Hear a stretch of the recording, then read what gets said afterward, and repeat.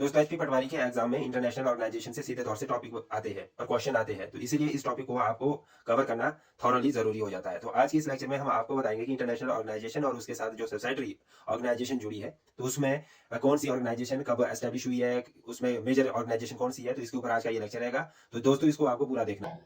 ठीक है, वो हमारा रहेगा यूनाइटेड नेशन ऑर्गेनाइजेशन की प्रमुख या स्पेशलाइज्ड ऑर्गेनाइजेशन।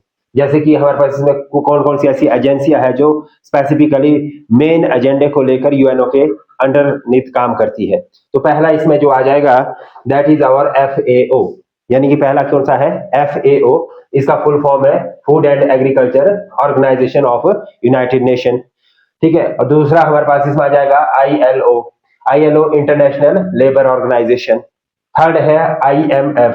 तीसरी महत्वपूर्ण एजेंसी कौन सी है, आईएमएफ। आईएमएफ का फुल फॉर्म क्या रहेगा, इंटरनेशनल मॉनेटरी फंड। अभी हम इसको सबको देखेंगे कि इसके स्थापना कब हुई, ठीक है, इसका मेजर ऑब्जेक्टिव क्या है, वो सारी चीजें हम इसमें डिस्कस करेंगे। Just we are briefing this.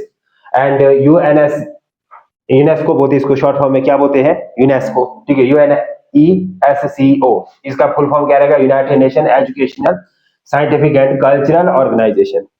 ये कई बार फुल फॉर्म में भी पूछा जाता है कि भाई इसका फुल फॉर्म क्या है। ठीक है, तो आपको याद होना चाहिए। कई बार ऐसे भी इससे क्वेश्चन पूछे जाते हैं कि जो यूएनईएससीओ है, इसमें ई का मतलब क्या है, एजुकेशन है, एंटरटेनमेंट है, एनवायरमेंट है, या अदर थिंग्स है। ठीक है, इस तरह से तो आपसे इसका मीनिंग पता होना चाहिए कि इसका मतलब क्या है, एजुकेशनल है। ठीक है, एजुकेशन में नहीं है, क्या है, एजुकेशनल है। और एस का मतलब क्या है, साइंटिफिक है। सी का मतलब क्या है, कल्चरल। इसका मतलब क्या है, हमारा कल्चरल है। और उसके बाद नेक्स्ट जो पॉइंट आता है, दैट इज यूनिसेफ। ठीक है, UNICEF, यूनिसेफ। इसका नाम क्या कर दिया है, यूनाइटेड नेशन चिल्ड्रन फंड कर दिया है। एंड डब्ल्यूएचओ की बात करें तो डब्ल्यूएचओ की फुल फॉर्म रहेगी आपकी वर्ल्ड हेल्थ ऑर्गेनाइजेशन।